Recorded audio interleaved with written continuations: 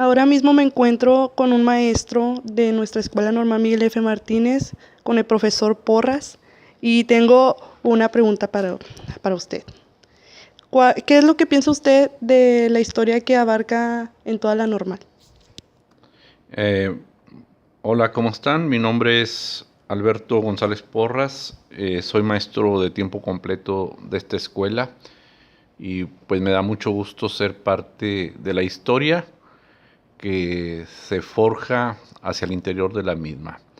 La historia de nuestra escuela normal Miguel F. Martínez es una historia que ha puesto a la normal en el plano nacional. Es una historia que se remonta hasta finales del siglo antepasado, en la década de los años 70 del siglo XIX, 1870, año en que diferentes personalidades de aquí del estado de Nuevo León, preocupados por la situación que guardaba la educación, iniciaron en sus casas en el centro de Monterrey, en el barrio antiguo, procesos de enseñanza para formar los maestros. Esto dio origen y sentó las bases para lograr la emisión de un decreto por el que quedaba fundada la Escuela Normal para Maestros. En ese tiempo, un 23 de noviembre de 1870, en las casas del barrio antiguo. Tiempo después ha ido evolucionando esta historia de la escuela normal y ha pasado por diferentes edificios físicamente, después de haber ocupado algunas de las casas de los primeros maestros. Se ubicó en lo que hoy es el Colegio Civil, lo que hoy es el Centro Cultural Universitario, Juárez, Washington, 15 de mayo. En ese espacio fue también sede de la Escuela Normal Miguel F. Martínez, y tiempo después otro espacio que ocupó nuestra escuela fue en la calle de Juárez y Modesto Arreola, un edificio que hoy forma parte de una escuela primaria.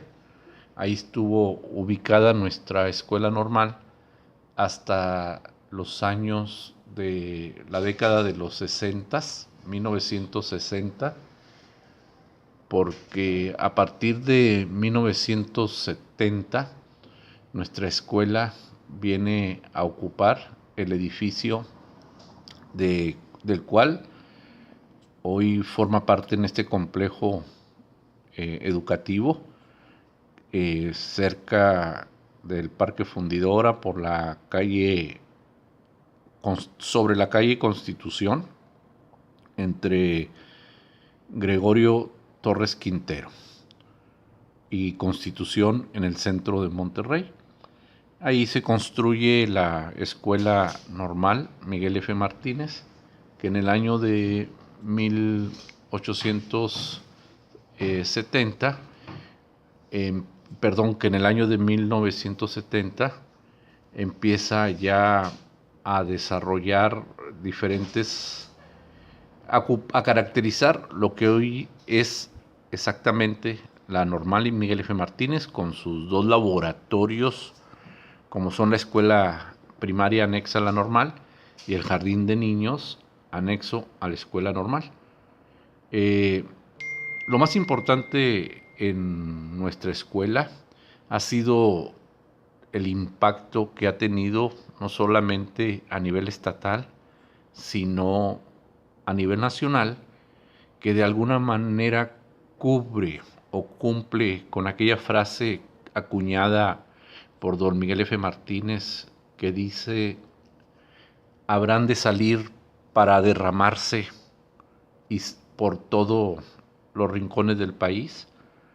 A él se refería a los maestros que hoy egresan de esta escuela, que en muchas ocasiones, en muchas generaciones, fueron a dar a distintos rincones del país, sobre todo allá por los años de 1978, 79, 80, 81, esas grandes generaciones lograron obtener su plaza como maestros en distintos estados de la República. Esto es algo, ha venido a poner a nuestra escuela en el plano nacional. Otro aspecto muy importante que caracteriza a nuestra escuela es cómo hacia el interior de ella han evolucionado los distintos planes de estudios. Lo que yo les puedo hablar es lo que yo tengo un recuerdo vivido.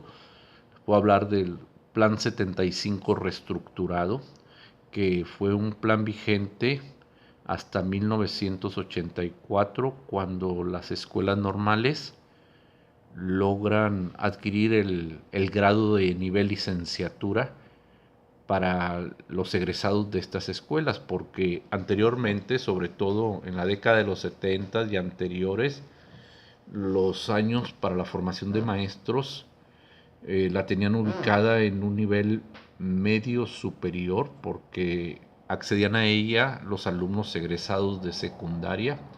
Esto fue evolucionando en generaciones, al principio de 2 años, luego de 3 años, luego de 4 años. Es decir, salías de la secundaria y podías ingresar automáticamente mediante un examen de oposición, porque eran demasiados los aspirantes. Podías ingresar a la escuela normal y en ella estabas durante 4 años, pero sin estudios previos de bachillerato o preparatoria, lo que no la ponía en un nivel superior. Para lograr la profesionalización de la carrera, para lograr ser parte de lo que hoy realmente está ocurriendo como proceso de transformación en las escuelas normales, era asumir el grado, obtener el grado de licenciatura, y esto fue con una renovación del Plan 75 reestructurado a un plan de estudios de 1984. Así de esta manera, de ser una carrera de 4 años, llegó a ser una carrera que ofrecía al mismo tiempo en el interior el bachillerato pedagógico de 3 años, luego 4 años de carrera, lo que muchos de los maestros que hoy ustedes tienen duraron 7 años estudiando en la escuela normal para poder cursar sus estudios, 3 años del bachillerato que se ofrecía aquí como si fuera una preparatoria en la escuela normal, y luego 4 años de carrera.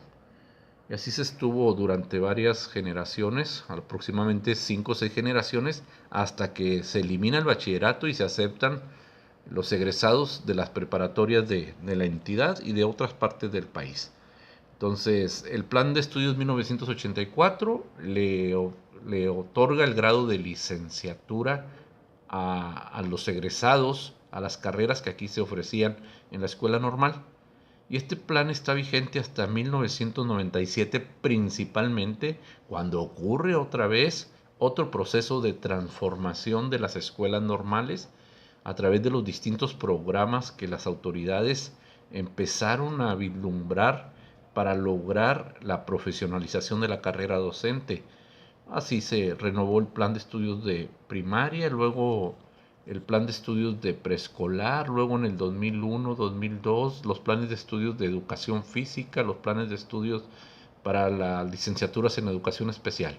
Y con esos planes de estudios estuvo trabajando hasta el 2012, en que ocurre una nueva transformación de los planes de estudios de las escuelas normales, que es en el que algunos de ustedes actualmente están cursando el plan de estudios 2012, y luego recientemente el último proceso de renovación que está ocurriendo y que estamos iniciando en este ciclo escolar con el plan de estudios 2018. O sea, son distintos planes de estudios que han caracterizado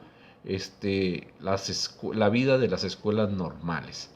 Aquí lo importante sería resaltar por qué México es uno de los pocos países que sigue formando a sus maestros en las escuelas normales.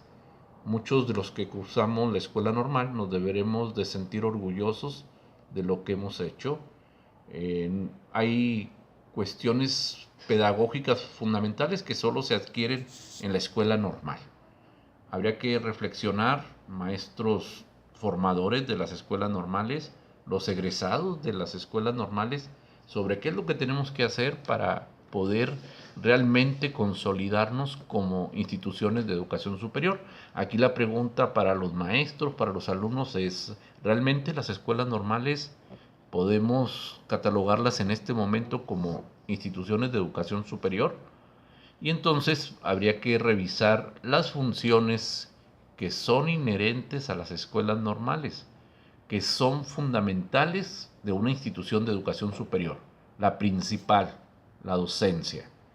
Luego, otras no menos importantes, pero que definen una institución de educación superior, la investigación que hacemos los maestros de las escuelas normales y que debe ser en conjunto con los alumnos, la difusión de ese conocimiento y de esa cultura que se construye en las escuelas normales y en otras instituciones de educación superior, la gestión pedagógica y la asesoría y tutoría que se ofrece a los estudiantes. 5 funciones que son fundamentales en una escuela normal.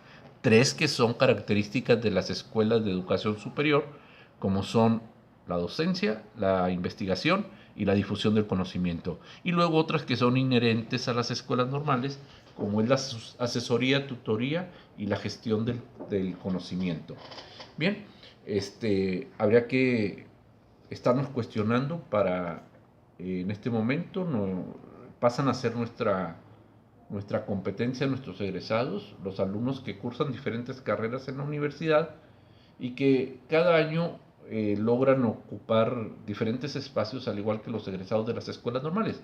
Pero yo quiero dejar en claro, los egresados de las escuelas normales, los bien formados, los que atienden las situaciones de los planes de estudios, los rasgos del perfil de egreso de los planes de estudios, no batallan absolutamente nada en las formas de ingreso al servicio profesional docente, que es quien finalmente decide si un alumno puede estar listo, es ideal, es idóneo para desempeñar la carrera docente.